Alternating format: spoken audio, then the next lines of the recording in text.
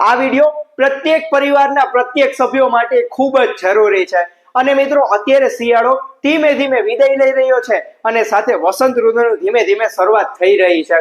અને કહેવાય છે ને કે ઋતુઓની રાણી આજે વસંત ઋતુમાં આજે ઋતુ સંધિકાળ ચાલી રહ્યો છે, એટલે કે શિયાળામાંથી ધીમે ધીમે આપણે જે ઉનાળાની શરૂઆત થઈ રહી છે, એટલે કે વસંત ઋતુની શરૂઆત થઈ રહી છે। તો એ સમય દરમિયાન જે વાયરસજન્ય બીમારી ખૂબ જ વધારે માત્રામાં ફેલાતી હોય છે અને જેમાં તો શરદી, તાવ અને ઉધરસ નાના લોકોથી લઈને મોટા વડીલો સુધીના તમામ લોકો આ સમસ્યાથી હેરાન પરેશાન થઈ જતા હોય છે। અને હા મિત્રો, ઘણા લોકોની એવી મોટી ગેરસમજ થતી હોય છે કે ગરમી પડવા લાગી અને આપણે હવે ઉનાળો આવી ગયો છે, શિયાળો જતો રહ્યો અને આપણે ઠંડા પીણા, કોલ્ડ ડ્રિંક્સ એ બધું પીવા લાગ્યા છીએ, પરંતુ આવી તેમની ગેરસમજ અને નાની મોટી ભૂલને કારણે તે વારે વારે આવી જે બધી શરદી, ઉધરસ, તાવ જેવી સમસ્યાથી વારે વારે પીડાતા હોય છે। તો કેમ છો મિત્રો, મજામાં?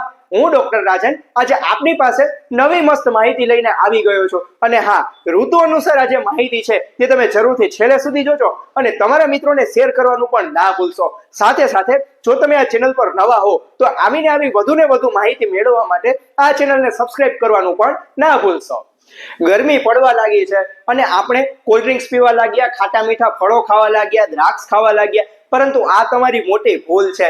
બધાને માત્ર એટલું જ હોય છે કે શિયાળા પછી ઉનાળો ચાલુ થઈ ગયો, પરંતુ તે ઉનાળો નથી, પરંતુ અત્યારે ઋતુઓની રાણી વસંત ઋતુનું આગમન થઈ ચૂક્યું છે। અને આ સમય દરમિયાન ઋતુ પલટાને કારણે પરિવારના દરેક સભ્યો એક પછી એક વારાફરતી એક પછી એક બીમાર પડતા હોય છે, વાયરસજન્ય બીમારીથી હેરાન પરેશાન થઈ જતા હોય છે। તો તેનાથી બચવા શું કરવું જોઈએ, એટલે કે આ સમય દરમિયાન કેવા પ્રકારના આપણે ખાનપાન કરવા જોઈએ, સાથે કઈ વસ્તુ આપણે ત્યાગવી જોઈએ કે જેનાથી આપણે આપણા પરિવારના દરેક સભ્યોને આપણે બચાવીશું, તે જરૂરથી જાણીએ। શિયાળામાં આપણે પૌષ્ટિક ખોરાક ખાતા આવ્યા છીએ, એટલે કે અડદિયા ખાધા, તલસાકડી ખાધી, સાથે રીંગણનો ઓરો, બાજરાનો રોટલો, આ તમામ વસ્તુઓની આપણે મિજબાની માણી, પરંતુ આજે વસંત ઋતુમાં આપણે કેવો પ્રકારનો ખોરાક ખાવો જોઈએ અને આજે વસંત ઋતુમાં પ્રકૃતિ જે આપણા શરીરમાં રહેલો જે જૂનો કફ છે તેને બહાર કાઢવાના તે પ્રયાસ કરતી હોય છે। તો આ સમય દરમિયાન આજે વાયરસજન્ય બીમારીથી બચવા માટે આપણે કેવા પ્રકારનું ખાનપાન કરવું જોઈએ? તો મિત્રો, તેમાં સવારે તમારે ખાસ કરીને જોઈએ કે ચા રોટલી છે, દૂધ છે, આવી અથવા તો ચા ભાખરી છે, આવી તમામ વસ્તુને ત્યાગતા આપણે સવારના નાસ્તામાં આપણે ચણાના લોટના પુડલાને જરૂરથી સ્થાન આપવું જોઈએ। કેમ? કારણ કે તેનો સ્વભાવ સૂકો છે, રૂક્ષ છે, એટલે તેને કારણે આપણા શરીરમાં જે રહેલો જે જૂનો કફ છે તેને તે બહાર કાઢવામાં તે ખૂબ જ સારી એવી રીતે તે મદદરૂપ થાય છે।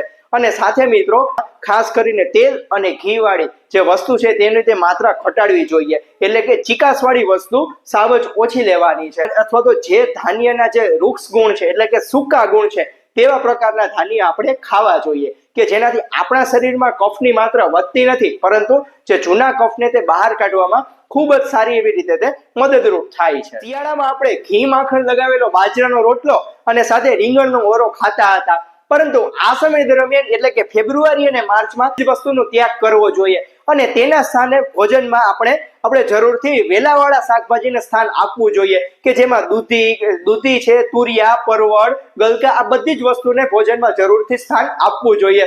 સાથે સાથે મિત્રો, અગત્યની વાત તો એ છે કે ઘઉંવાળી રોટલીની જગ્યાએ આપણે બાજરાનો રોટલો અથવા તો સાથે સાથે જારનો રોટલાને પણ જરૂરથી ભોજનમાં સ્થાન આપવું જોઈએ। પૂછો કેમ?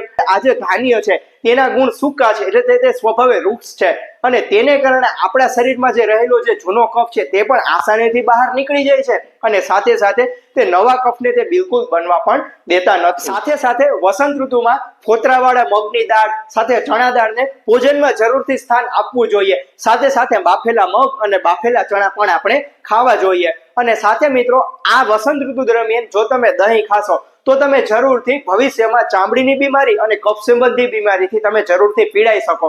કેમ? કારણ કે જે દહીં છે તે પાચનમાં ગુરુ એટલે કે પચવામાં ભારે છે અને સાથે તેનો અતિ મહત્વનો ગુણ એટલે કે તે સ્નિગ્ધ એટલે કે ચીકણું છે, તેને કારણે દહીંનું પાચન થતું નથી અને તેને કારણે કફ સંબંધી બીમારી વારે વારે ઊભી થતી હોય છે। અને સાથે મિત્રો, દહીંના સ્થાને આપણે અલ્પ માત્રામાં છાશ પીવી જોઈએ। સાંજના ભોજનની વાત કરીએ તો તેમાં સાંજનું ભોજન છે તે શક્ય હોય એટલું વહેલું લઈ લેવું જોઈએ, કારણ કે તે આસાનીથી પચી જાય છે। અને સાથે સાથે મિત્રો, સાંજના ભોજનમાં આપણે જરૂરથી ફોતરાવાળા મગની દાળને સ્થાન આપવું જોઈએ. સાથે સાથે મિત્રો જાતના રોટલાને પણ જરૂરથી સ્થાન આપવું જોઈએ, કારણ કે તે સ્વભાવે સૂકો ગુણ છે અને તેને કારણે જૂનો કફ ઇઝીલી બહાર નીકળી જાય છે અને નવા કફને તે બનવા પણ દેતા નથી. અને સાથે મિત્રો અતિ અગત્યની વાત તો એ છે કે વસંત ઋતુ એટલે કે તે જૂના કફને બહાર કાઢવા માટેની ઋતુ છે.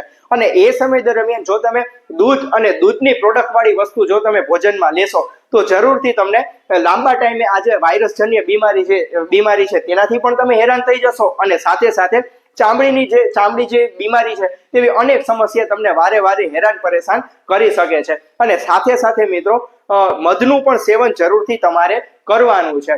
અને હા, અતિ અગત્યની વાત તો એ કરીશ કે જે મેં આજે તમને જણાવ્યું કે દૂધ અને દૂધની પ્રોડક્ટને જરૂરથી ભોજનમાં સ્થાન ના આપવું. કેમ? કારણ કે તે દૂધ છે તે પચવામાં ભારે છે, એટલે કે અને તે સાથે તે સ્નિગ્ધ એટલે કે ચીકાશ વાળું છે, અને તેને કારણે કફ ઘટવાની બદલે ઉલટાનો કફ વધી જતો હોય છે. તો જરૂરથી ભોજનમાં દૂધ અને દૂધની બનતી બધી જ પ્રોડક્ટને ભોજનમાં સ્થાન ન આપવું જોઈએ. તો આશા રાખું છું મિત્રો આ વિડીયો જરૂરથી તમારા મિત્રોને શેર પણ કરો અને આવી વધુ ને વધુ ઉપયોગી માહિતી મેળવવા માટે આ ચેનલને સબસ્ક્રાઇબ કરવાનું પણ ના ભૂલશો. સાથે સાથે મિત્રો મેં તમને સૂચનો જણાવ્યા. આ જે સૂચનો છે તે તમારા દરેક પરિવારના સભ્યોને આપણે પાલન કરીએ અને લાંબા સમય સુધી સ્વસ્થ રહીએ. ત્યાં સુધી સ્વસ્થ રહો, મસ્ત રહો, નિરોગી રહો. અને આવી વધુ ને વધુ માહિતી મેળવવા માટે આ ચેનલને સબસ્ક્રાઇબ કરવાનું પણ ના ભૂલશો. સૌનો આભાર.